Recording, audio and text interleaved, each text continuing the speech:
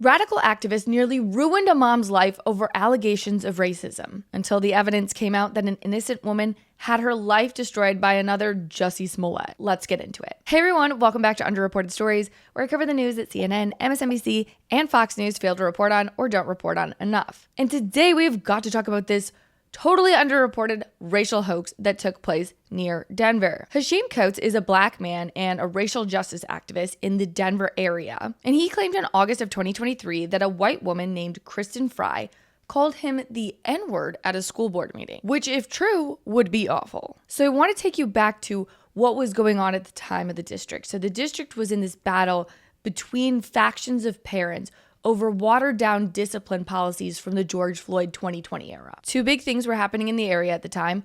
First, there had been a shooting at a school, which naturally upset the parents in the area over safety concerns. And second, a very, very popular principal at one of the local middle schools was fired because he wanted to keep a student who was charged with attempted murder out of the public schools. How dare he? But the racial activists in the area dubbed that principal's actions as racist, so the principal, who wanted to keep students safe, was ultimately fired, and this kind of led to some division between the parents who thought the teacher shouldn't have been fired and were equally concerned about firearms and safety and all of this because of a public school shooting and all of... You can just kind of see where I'm coming from. It just created a ton of racial tension in the area. And then the racial justice activists seem to be winning by implementing very lax discipline policies and allowing criminals into public schools. So when a white woman was not in favor of letting criminals into these public schools, and she voiced that opinion at a school board meeting, local activist Hashim Coates called her racist. And he didn't just call her racist, he lobbed accusations of racism against her. He claimed that Kristen Fry called him the N-word, and then emailed the school board about this accusation. I'm reading here from National Review, and the article reads, "It was near the end of the Denver school board meeting when Hashim Coates claims to have, quote, experienced a jarring intrusion. He was caught off guard, he said, by a sudden, unwelcome grip on his shoulder. He turned and recognized the face of a white parent he knew from past meetings. You dumb N-word," the woman called him in a, quote, venomous whisper. For someone who had endured the scars of both racial and sexual violence, that vile racial slur cut to the core of past traumas. Coates wrote the next day in an email to board members and the superintendent. He called on them to act swiftly and decisively. My first reaction to this was, be so for real with me.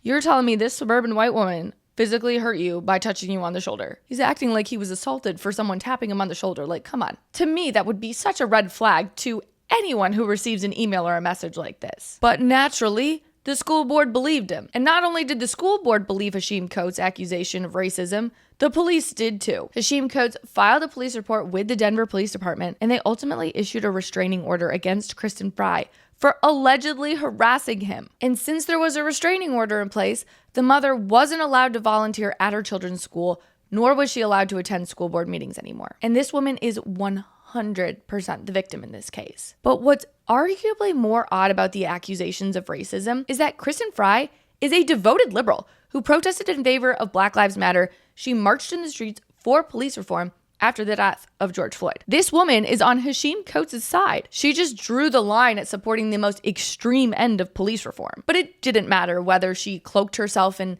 the ideology of BLM or anti-racism or whatever other garbage. There was still a person out there willing to smear her as a racist for having white skin and wrong think. And if you're the type of person to be accused of wrong think, aka you're a free thinker, then the best way to support my free thinking work is to purchase merch from my apparel company, BASED. Being based means you're anti-woke. Based is just the opposite of woke. So if you're liking this show and you want to support my work, head over to basedandlogicapparel.com or click the links below. Okay, back to our story. So Kristen Fry reportedly spent thousands of dollars on lawyers, and she ended up suing the school district for school board members. She also sued Hashim Coates and one of Hashim's associates, as we'll call him. She accused all of them of defaming her, violating free speech, and abusing the criminal justice process to retaliate against her for basically having different opinions. Long story short, she's suing everyone for jumping to conclusions and taking Hashim Coates' version of events as facts. And turns out she's right. Gotcha. Turns out the school district had video footage of the entire encounter, and they slow rolled the release of that footage because they knew they were in the wrong. The video footage shows that Fry never touched Hashim Coates, and so she clearly never caused him any physical harm. The problem with the video, though, is that it was video only, no audio. So here's what happened according to Kristen Fry. Throughout the meeting, Coates and Coates' associate were distracting and intimidating speakers, including kids. They coughed and laughed at people and called speakers they disagreed with, quote, white supremacist and racist. Standing in line to speak, Kristen Fry took a step towards Hashim Coates. She said, please be respectful of the speakers. And then he turned around, looked at her in shock and said, did you just call me a slur?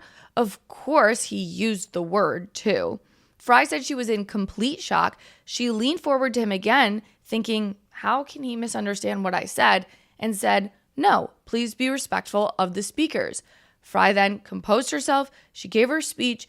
Coates is not visible in the district's recording of the meeting, but it does, the video, show Fry turned in Coates' directions and at least twice told him to please be respectful of the speakers, sir, and excuse me. After that, Coates posted about Kristen Fry all over his Facebook page, calling her the evil white woman who touched him. And although we don't have audio of any of this, another speaker who was near the podium, as well as Hashim Coates' own associate, claimed under oath that Kristen Fry never used a racial slur. But that didn't stop Hashim from posting on Facebook and going on podcasts and slamming this innocent woman as a racist to the whole world. So the lawsuit came down to a game of credibility. Who was the court going to believe? A white mom or a black man? Well, here's what was uncovered about Hashim Coates through all of this, and it has nothing to do with skin color and everything to do with the accusations. Because at the end of the day, this isn't about race. This is about somebody's actions. We obviously established that Hashim Coates is super involved in the school board meetings, meaning if you're like me, you assumed that this dude was a parent. He's not. He's just a far-left activist who managed the campaigns of some of the school board members and likes to rile the district up. He also has a history of dubbing people as racist. He made blanket statements that all parents who disagree with his preferred racial justice policies are racist. And what's really disturbing, I think this is the most disturbing accusation of all of them, is that a few years ago, Hashim Coates' friend was found by investigators to have made sexual advances towards young girls. And instead of keeping his mouth shut, Hashim took to Twitter to call the high school girls, quote, little lion-ass racist girls, because his friend was a perv. Not to mention, this guy had his own run-ins with the law. Hashim Coates signed a plea deal after he reportedly fired a gun at the vehicle of a male prostitute he hired. And then after that all happened, he refused to help police with the investigation. Sounds like a great guy you'd want around your school board meetings. While it took a while for this information to come to light, Fry was ultimately cleared of all charges of racism in January when it became very evident that Hashim Coates created a race hoax on an innocent woman who just disagreed with him. I found this story so incredibly interesting. And of course, you know, the mainstream media, they're never going to cover something like this. And I do want to be clear. My goal here is not to stoke racial animosity. It doesn't matter that Hashim Coates is black and Kristen Fry is white. It's just you can't get the story without explaining those facts. What I think really here is crucial is to remind people to critically think. Please, please remember your biases when hearing a story. I'll be honest, when I immediately heard the story, I just assumed that Kristen Fry was a conservative and Hashim Coates was a psycho father. And none of that ended up being true, except, well, Hashim Coates is kind of a psycho. But for real, you have to critically think about what and who is telling the story, because people don't mean what they say like they used to. You know, words just don't mean as much as they used to. So remember, don't believe everything you hear on the internet and be skeptical of people who act self-righteous in their claims and throw racism accusations around like it's nothing. But if you're a real one and you made it to the end of today's show, will you drop this emoji in the comments? The man that looks like, I'm skeptical. Because we need to be a little more skeptical. Thanks, friends. Thanks so much for watching. If you liked what you heard, please be sure to give this video a thumbs up and leave a comment about how beautiful, stunning, and funny I am. And if you want more content based in logic, be sure to click over here for more videos and clips of my show. If you have the means to financially support the show, consider purchasing from my merch line, BASED Apparel, linked right below. I really appreciate it, and I'll see you back here next time. Bye, friends.